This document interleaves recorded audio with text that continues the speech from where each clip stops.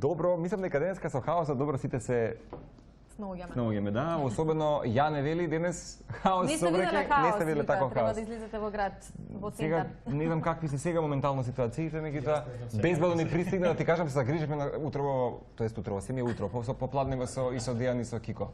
Меѓутоа добре што ни пристигна. Јас повторно ќе кажам, би сакал во уште една прилика следниот месец да ве имаме на 90 минути да направиме уште неколку изведби, иако уште едно на крајот секако ќе следи во 90 минути. Еве, од сега уште е договорено. Уште од сега е договорено, јавно вака тука го направивме јавно договорено. Нема мрдање. Да. Кико, поздрав зад камерите, да, наскоро ќе настапиме повторно со уште една изведба на Синот Божи. Официјално сега ќе најавиме уште еден фин проект кој што се случи, музичко-туристичка интерактивна платформа или IT платформа, да. Мора да кажам, Александар, дека Дејан нешто ми избрифира и ми кажа дека е сосема нов проект на нашата сцена. Да. И од малиот курс брифинг, од тие некои поточки, сватив дека ова може да прерасне во нешто фино за артистите во Македонија. Ова е подпроект. Подпроект. Да, во рамките на проектот за локална и регионална конкурентност, што е финансирано од Европската унија и владата, администриране од Светска банка и имплементиране од помошникот за министерот за економски прашања во владата. Ние сме како добитници на подпроект за Сдруженијето на граѓани и Младински форум за соработка. Проектот е токму затоа, значи да развие туристичката понуда во Македонија. Поделена е Македонија на 10 дестинации, туристички дестинации. И токму овој подпроект како идеја беше таков да ние сето тоа ги видовте еден од видеозаписите официјално премиера на Триот джентлмен. На Телма, така. Покрај Триот джентлмен имаме уште 3 млади музички надежи во целиот проект. Тоа е Антонија Гиговска, Барбара и Мина Блашев. Сите 3 млади дами кои што се, да кажам сега, едно најпопуларните можеби и млади миња. Апсолутно, браво. Видеозаписите се како знаете малку интересен пристап документаристичко музичко играни. Третираат љубовна приказна согласно со текстот во песната, но и дел се документаристички прикажани да се види визуелно, значи на потенцијалниот турист што би сакал да посети некоја од дестинациите, да тој и визуелно се запознае со крајот или регионот каде што доаѓа и неговата туристичка понуда. Го представивте овој формат на проект и веднаш имавте прв што се вели поддршка за да се реализира? Па да, им заблагодарувам на проектната канцеларија и на технички комитет што го одобри овој проект, што имаат слух за нешто такво.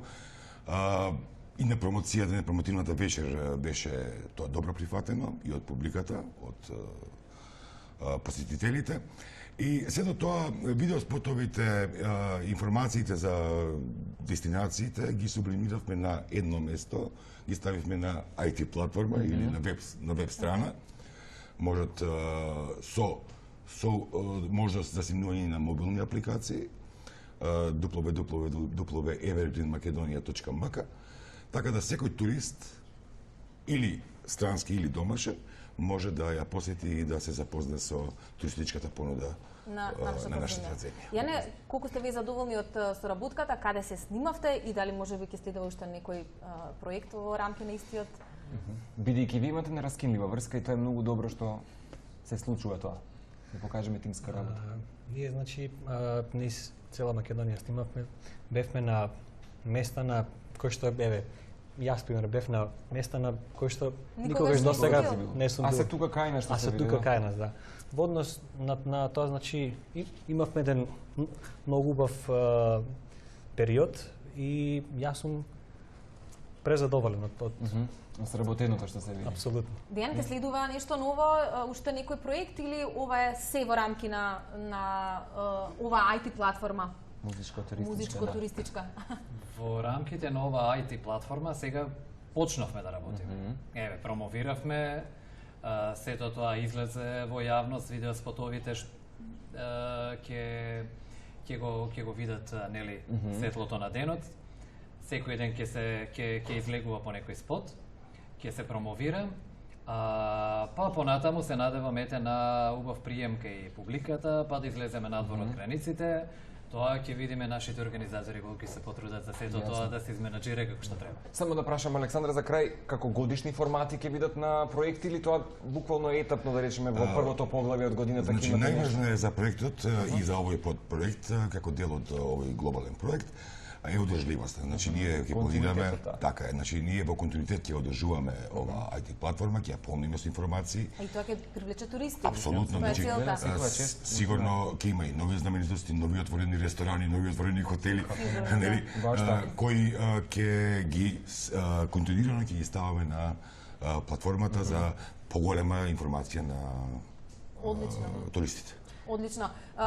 Слободно стоиме на располагање и во иднина за идните активности, за идните видеозаписи да ги промовираме во нашето шоу, бидејќи целта ни е да дадеме придонес за македонската Од името на Младинскиот форум за соработка ви благодарам на поканата и на заинтересираност од ваша страна за овој проект.